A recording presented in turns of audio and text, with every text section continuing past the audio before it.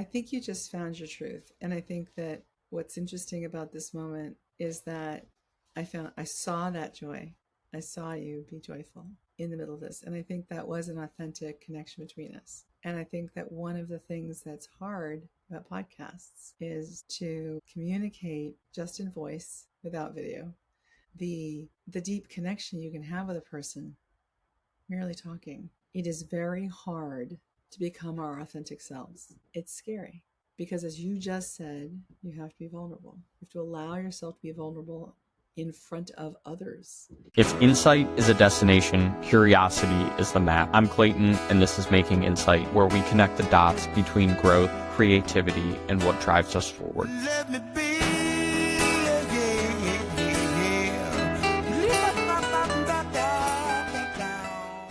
I'm here on Making Insight with Michele Beasley. Michele, we connected a couple months ago, and here we are for an episode that you promised to be here for. I would love to introduce you to anybody who's listening. And as far as I know, you are somebody who has a legal background. You're somebody who has a university lecturer background. Who are you today, and who are you bringing to this podcast right now? Well, you missed opera singer and a business executive in your intro as well. An opera singer and a business executive and a soon-to-be author.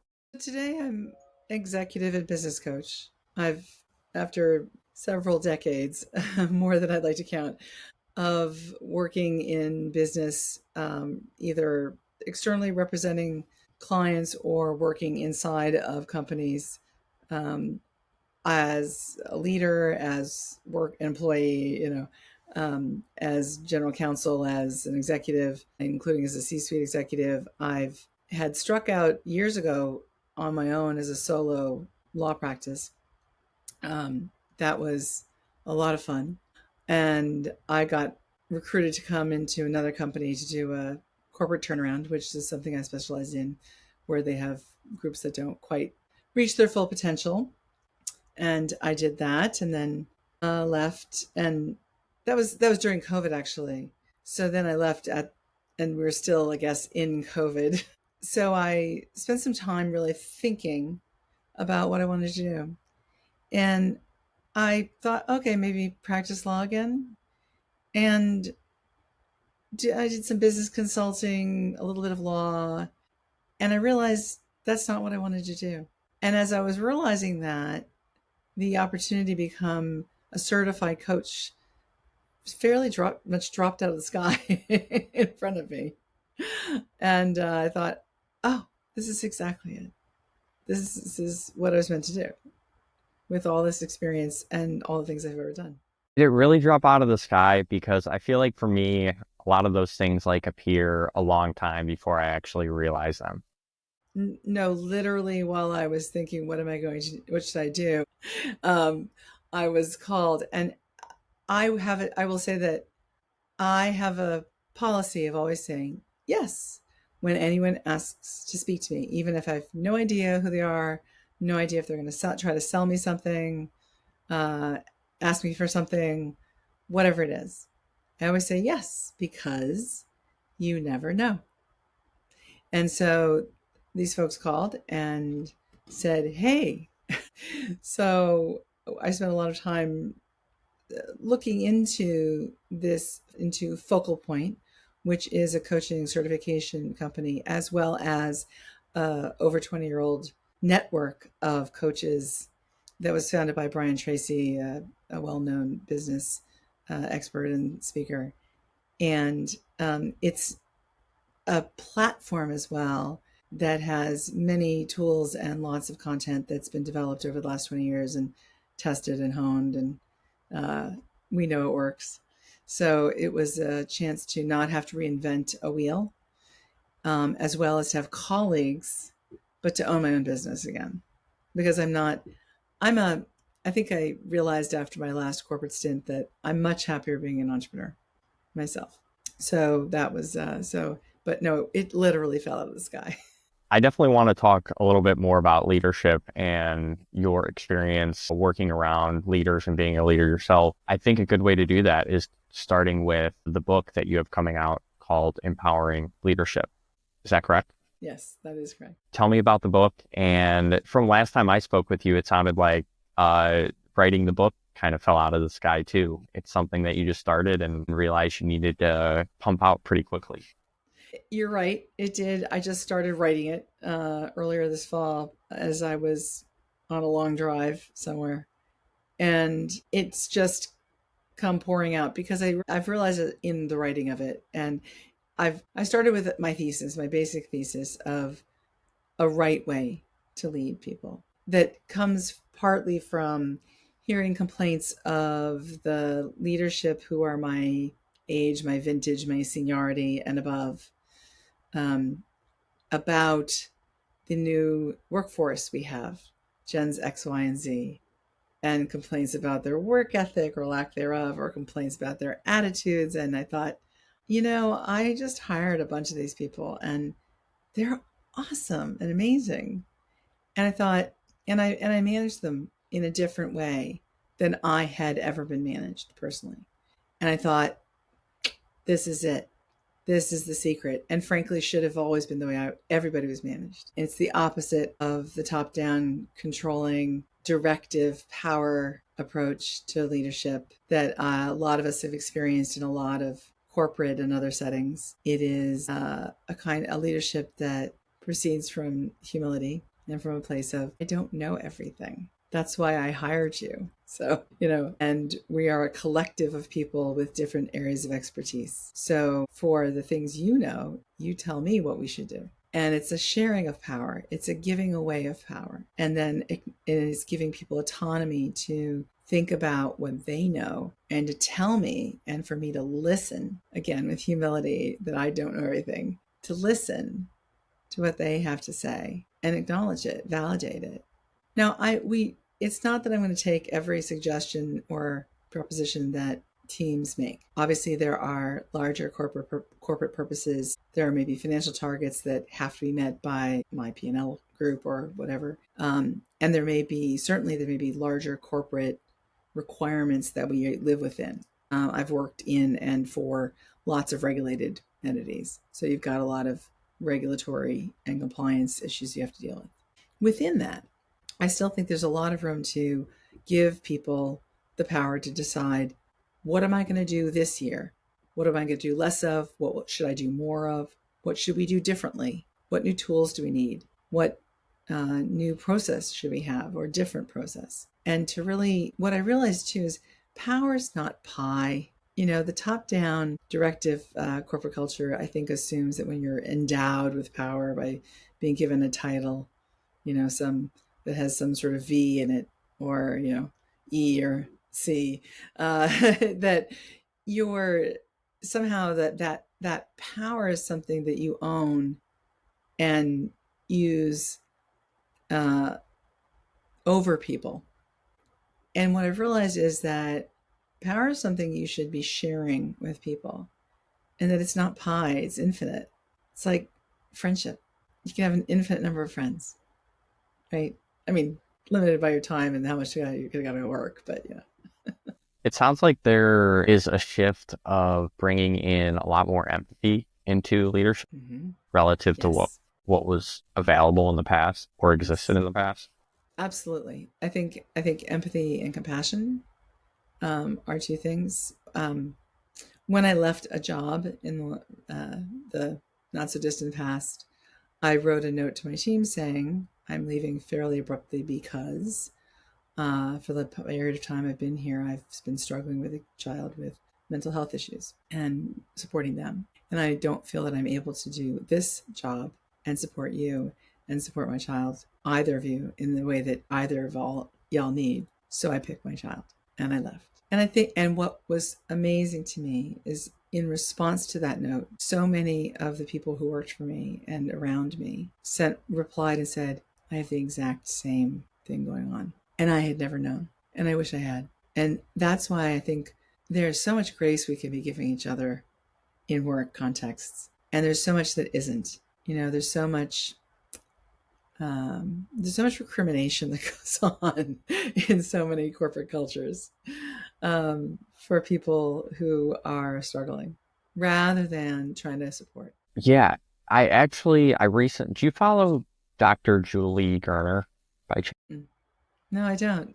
Tell me about it. I know her for working with the Yankees organization as like a Hmm. sports psychologist. I don't know what she's currently doing, but I know it's in that field and industry. But she mentioned she was responding to somebody's comment that she said she agreed with, and she's actually spoke on it before, but she said organizations don't need people bringing their whole selves to work. They just need them bringing their best selves to work. And I thought about that when you had mentioned that, like, all of these people that you were working around all had like a common struggle with Yeah. something that they had outside of work. And it just makes me think like it seems like all of you were bringing your best selves to work and kind of leaving that behind rather than bringing your whole self. This has just been a topic I've been thinking about probably over the past year or two.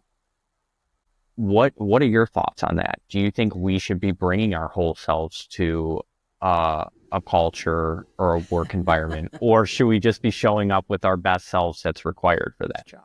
Well, I think look, work cannot be life. No one says, as everybody says, no one says no death, but I wish I'd worked more, right? So work. While we spend so much of our waking lives working, and so much more, I feel over my lifetime, I feel like it's come and gone in waves, but I've spent so many hours in so many weeks dedicating myself to somebody else's, bottom line that I don't know how I could bring my whole self or even my best self every minute of every day. What I could bring is enough of myself to get the job done. And when I was not in a leadership role, that was always sufficient. Opportunity and challenge when I'm in a leadership role is that there's more required of a person, I think. And for my perspective, I always felt that in addition to that my job was to understand the people in my teams, to understand the goals that my leadership wanted my team to fulfill, and to bridge between what my team could do, wanted to do, and was capable of doing, and what was being required or asked of us, and figure out if we needed something more, different, less of, etc.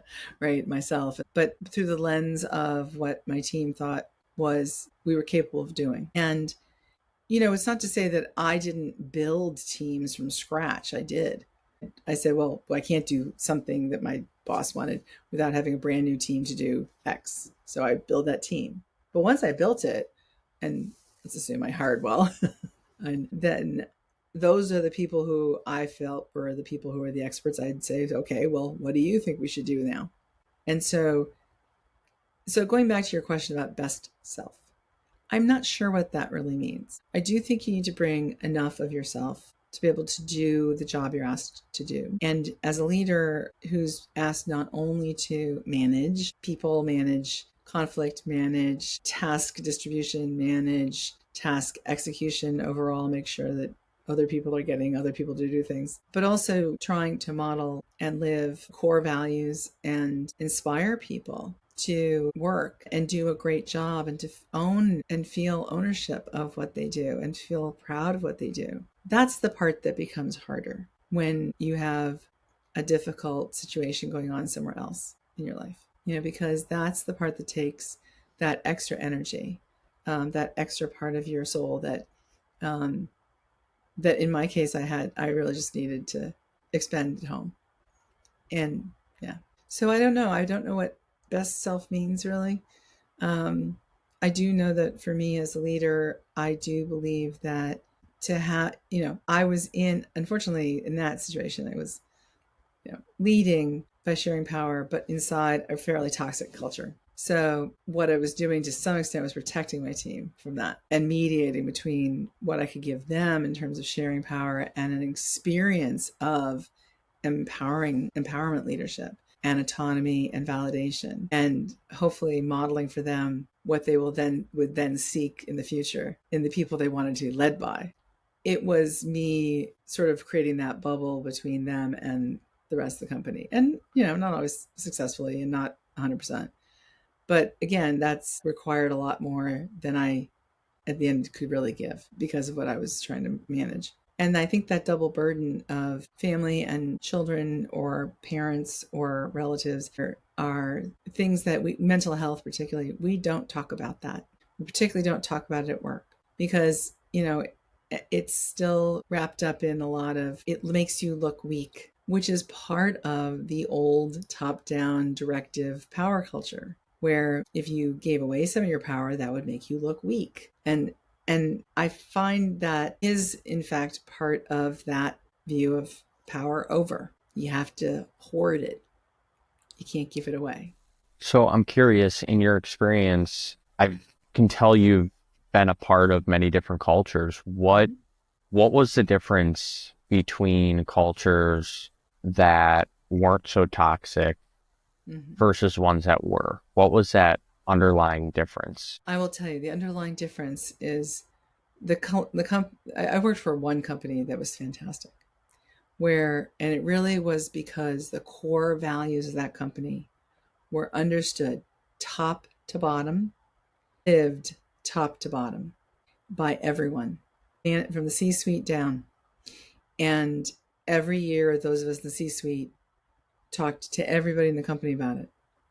And we tied our financial success to the success of the rest of the company and all the employees' own financial success and achievement.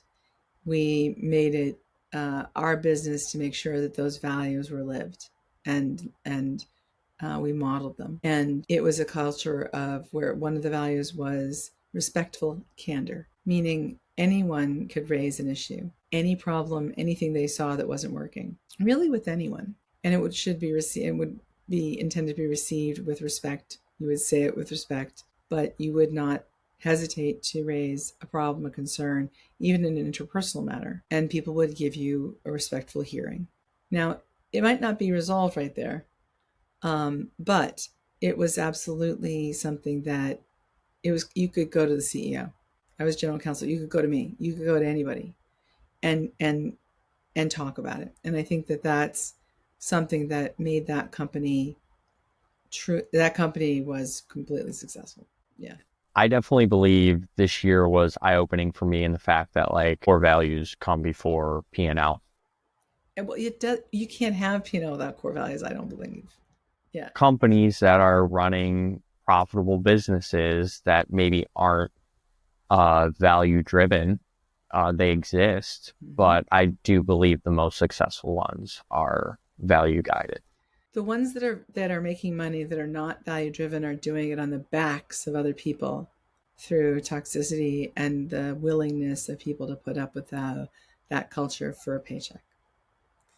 And either because they don't know that there's an alternative, because they're overpaid.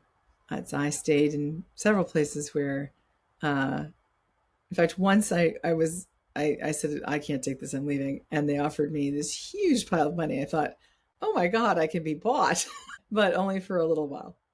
Um, right. And I actually, it only lasted for about a year and a half. So, money only went so far for me.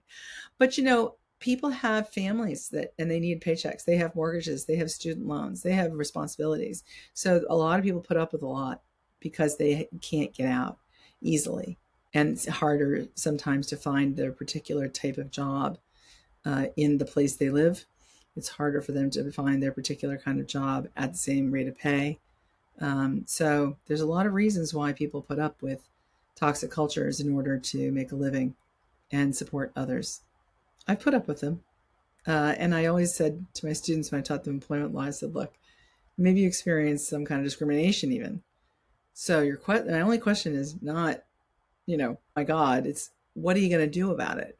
Are you going to put up with it because you have responsibilities or whatever, or you don't have an alternative job to go to? You going to walk? Are you going to say something and walk? Are you going to say something and stay? Are you going to be silent? I've had those experiences. I had a very serious one, and I said absolutely nothing.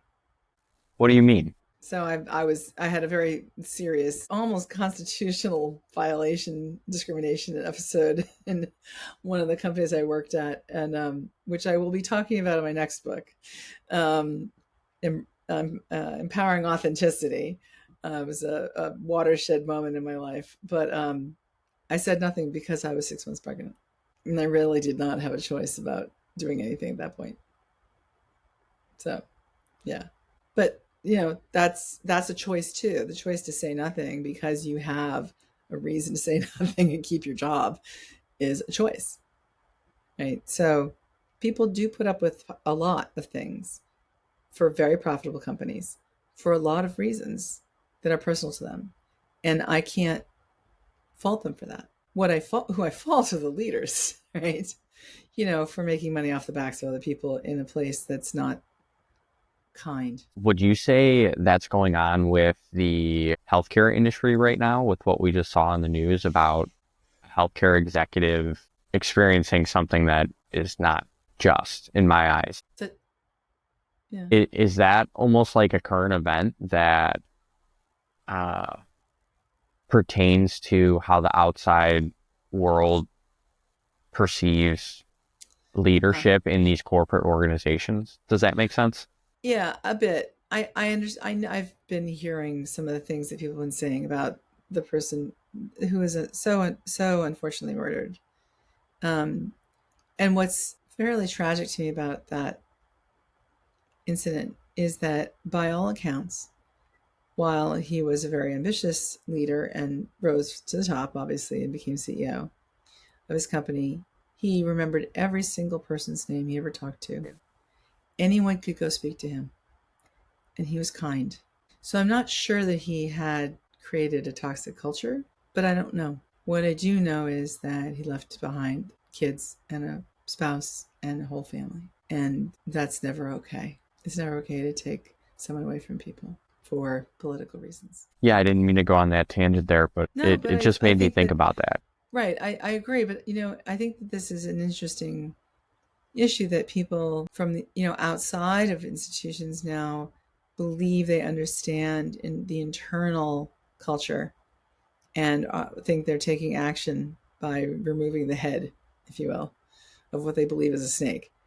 The problem is that that's not how you create change. First of all, it's not right, um, in so many ways, and it does not model how we get to a different place. It's not a solution to how we get to a different way of leading companies, of creating good work lives. It's not a way to show employees how to pick good leaders they want to be led by. I know that in your leadership coaching, you had mentioned like sometimes leaders will come to you requesting all the answers Mm-hmm. when you'll respond, I don't know. And it's more so you digging into them with questions that help reveal the answers they may already know. Would you say that's Yeah. pretty common in your coaching with Mm-hmm. leaders at the moment? I don't say I don't know. What I do is I ask them a question and response. So, you have a podcast business, so ask me a question about your podcast business. How do I show up on the podcast as my most authentic self? Okay. Do you believe you're not currently authentic? At times, I think I become automatic and robotic in the way that I see other people growing their platforms, and I want to model that because I see it working. But then I forget that it may not be aligned with what I actually want to create. So, how frequently does that happen, do you think? It happens less frequently now, especially with this podcast relative to the one I hosted 4 years ago. But it definitely shows up. Those thoughts show up. And what do you do when those thoughts show up?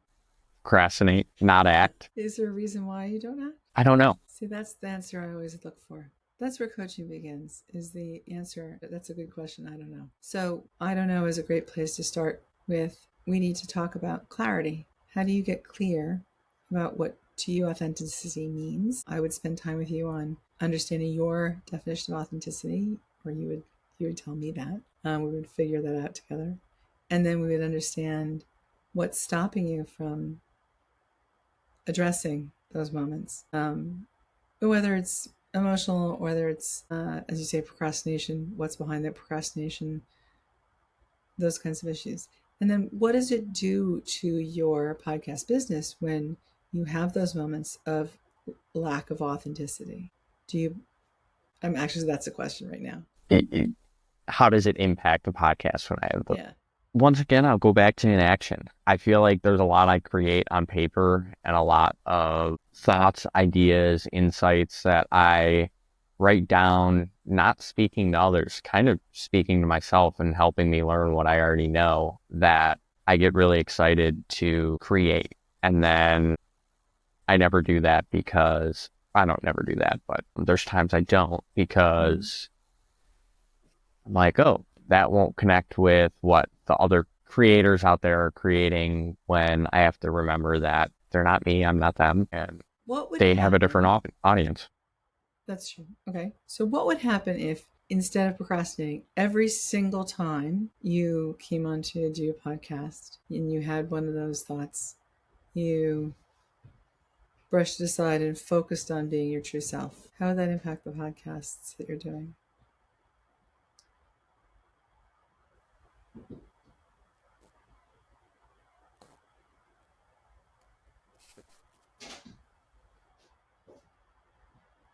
I'm watching your face. You're smiling. Yeah, I think the first thing that comes to mind is it's not necessarily a physical or metaphysical like outcome. It's more of like an emotional outcome. I think I would experience happiness, joy, contentment. Okay. And if you are content and happy and joyful while doing your podcast, what impact will that have on the podcast, do you think? Does it make you a better podcast host? It does. Because why? These questions aren't easy. But you're smiling now, which you weren't before. Wow, that's incredible. Yeah, like right here, this is going to be an incredible listening experience that when I go back and listen to one day, I'm like, oh, that was truth right there. Right. I think you just found your truth. And I think that what's interesting about this moment is that I saw that joy. I saw you be joyful in the middle of this. And I think that was an authentic connection between us. And I think that one of the things that's hard about podcasts is to communicate just in voice without video. The deep connection you can have with a person merely talking. Yeah, and I am somebody who consumes a lot of content around practicing vulnerability. But when it comes to acting vulnerable, or not even acting vulnerable, when it comes to being vulnerable, there are barriers that I think even me as an individual has to spend a lot of energy working through. I would agree with that. My next book after this, Empowering Authenticity, we'll talk a lot about that. It is hard. It is very hard to become our authentic selves. It's scary because, as you just said, you have to be vulnerable. You have to allow yourself to be vulnerable in front of others. And this goes back to this toxic leadership thing. That appearance of that we feel that vulnerability equals weakness. That humility, being humble, it's not the same as being humiliated. Even though I think a lot of people believe that's the same. But it is allowing yourself to not know, allowing yourself to say, this is what I do know, this is who I am, but this is as far as I go. Help tell me what you know, right? And so I think that's what's so wonderful about a conversation like this is that you've been asking me questions about what I know. And I've been, giving you a little taste of what my coaching is like. And I do personal development coaching like this as well, which is also part of what leadership coaching is. Leaders need to understand this part about themselves.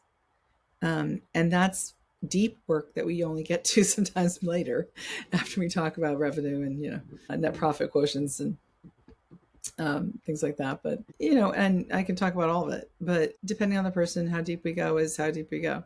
And it's what they need to know then to get where they want to be. And what I always ask is, what would it mean to you if you were your authentic self all the time? How would you feel? Yeah. Yeah. And if you felt that way, how might that impact the success of your podcast? I feel like I You're wouldn't even have authentic. to think about that, of it being successful, because then it would be right then and there. It's not like I'm driving for a certain outcome. It just simply is successful. Yeah. Yeah. I think that's right. I think that the most successful people I've seen in public speakers, people who are connecting with others, are connecting, really connecting. Forster and Howard Zinn, only connect, right? Some of the most powerful words in literature and in life, right? And if we can create that connection through any means, then I think that you've moved the needle, right? So my theory of empowerment leadership actually is also a way of connecting. And what I've learned from talking to young people and doing some research and just from practical experience is that when I give away power to others and say, you go figure it out, you tell me what to do. You take this power, you go figure it out, be autonomous, come back and tell me. That when they come back, we connect because I actually listen to what they have to say. And I have to tell you, I've just said, wow, that is an amazing plan. Just like spontaneously said that to people and been blown away, truly, authentically blown away by what they've come up with that I never could have thought of for them to do. Creative as anything, innovative as all heck, you know? So, and we're connecting in that moment. I'm being real. They've thrown their whole selves into what they've just proposed to me, you know?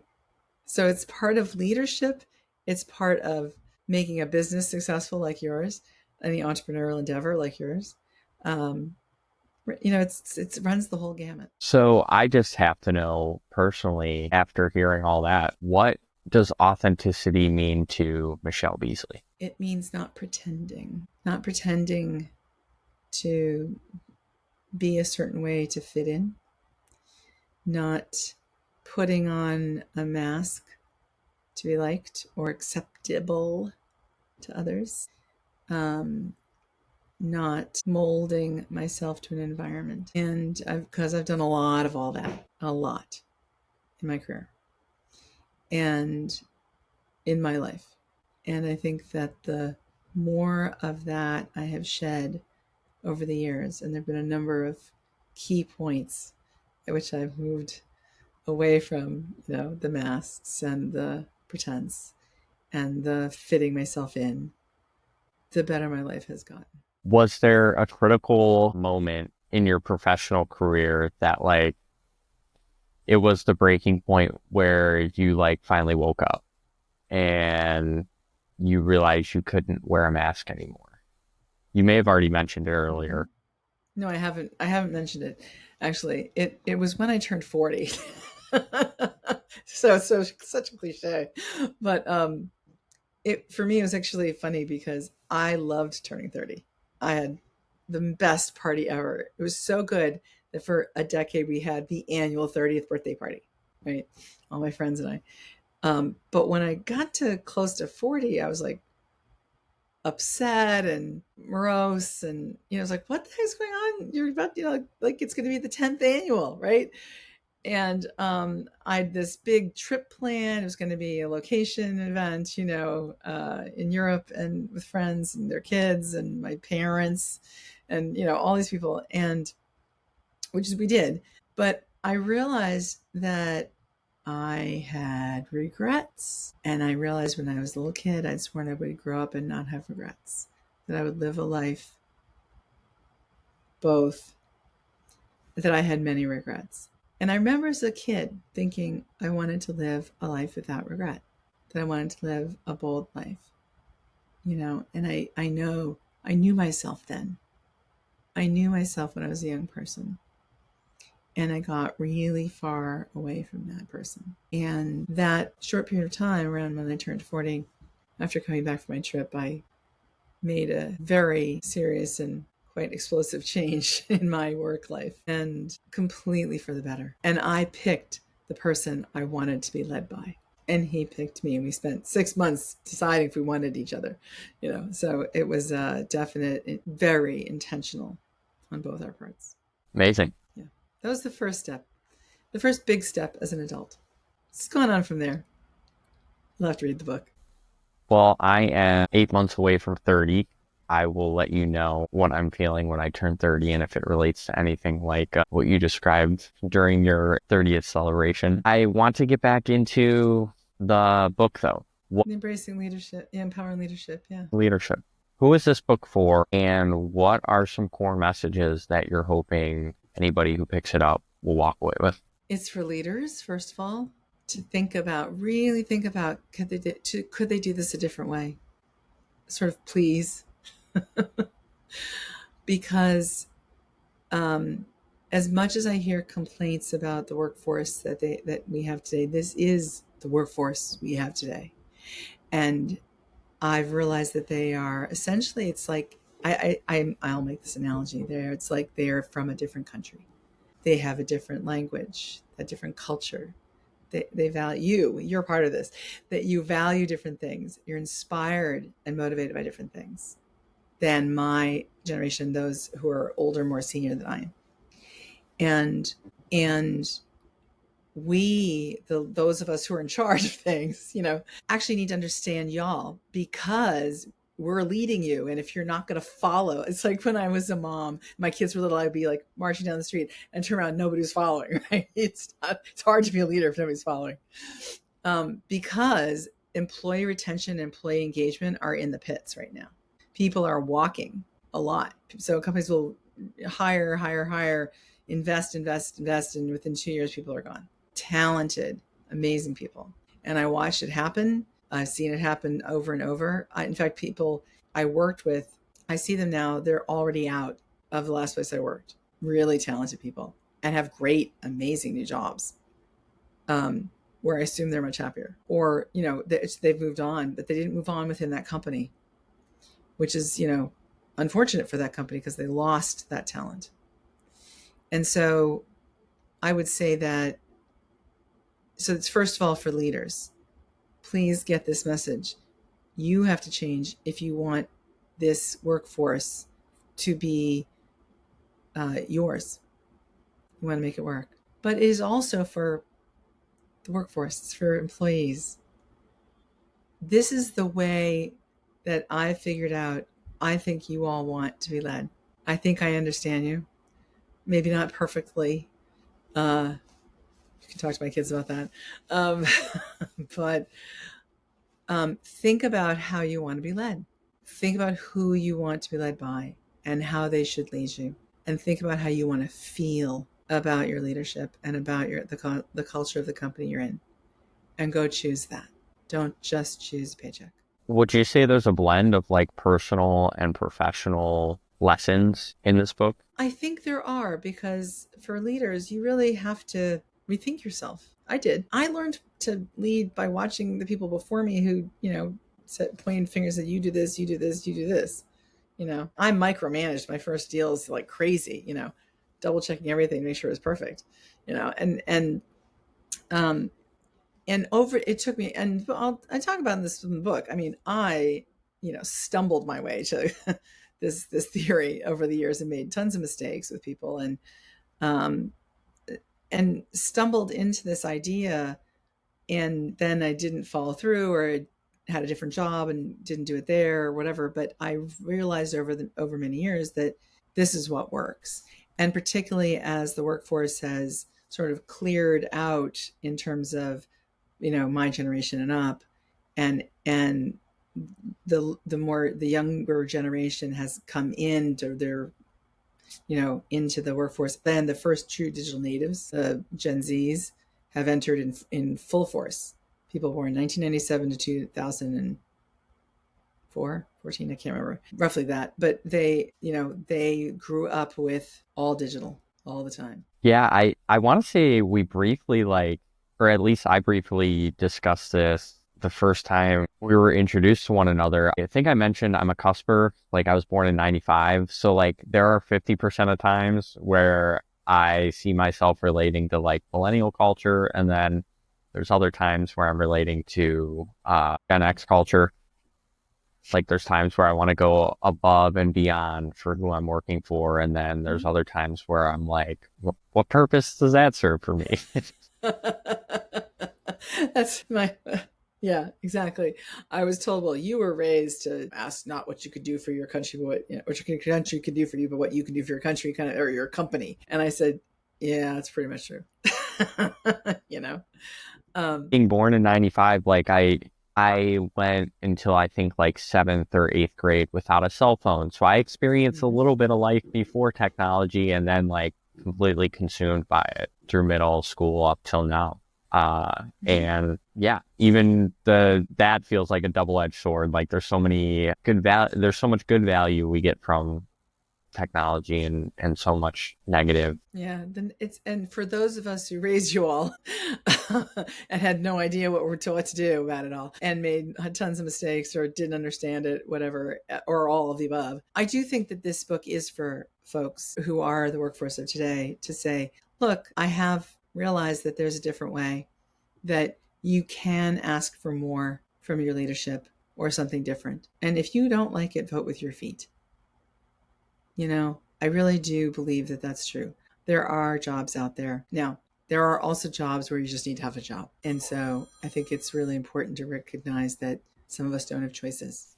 I actually thought of a question relating to like ABC player. I don't know if you ever see that type of content cross your feed, but like people talking about, oh, this is what models an A player. B players are good, they're loyal to the culture, but A players are more effective and they're more willing to jump ship based on opportunities. That's just some of the things that I've come across. And like C players, you should let go right away. And Was this a Jack Welch theory of GE back in the 80s? Um, yeah, I don't subscribe to that. I don't subscribe to that. If you're hiring someone who's not, I mean, well, there's lots of different kinds of situations, right? Um, if you're in a sophisticated company where you're hiring professionals who are knowledge workers largely or technically trained, that's a situation where you shouldn't be hiring anyone who can't do the job. But there are a lot of industries where you hire unskilled work, and those are the industries where there's a lot of power over. There's a lot of pointing fingers, do this, string supply. Lots of um, yes, lots of jobs that are unskilled in many industries, including food production, manufacturing, lots of deep service industries, trucking, whatever. I can go. The list goes on, right? And there are most of which are not unionized and not therefore the workers have few rights, and therefore there's not a lot the workers can do except try to find another job, which may or may not be available in the area they live in. And they may or may not have any, they probably don't have any means to move elsewhere, or they can't pick up their entire family and dislocate them, you know. So there are a lot of people who don't have choices. And then in that case, this book is for the leaders. Like, do you really think that you're getting the best out of people when you're just creating something toxic, which motivates them to be, it doesn't really motivate people, right?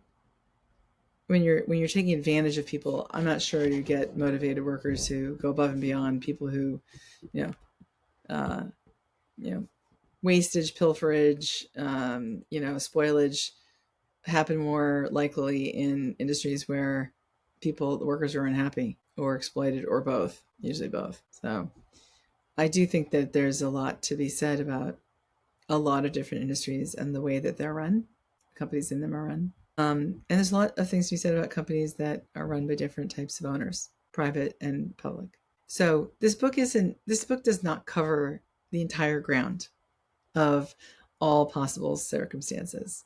It's a start. That's all I would say about it. It's just a start.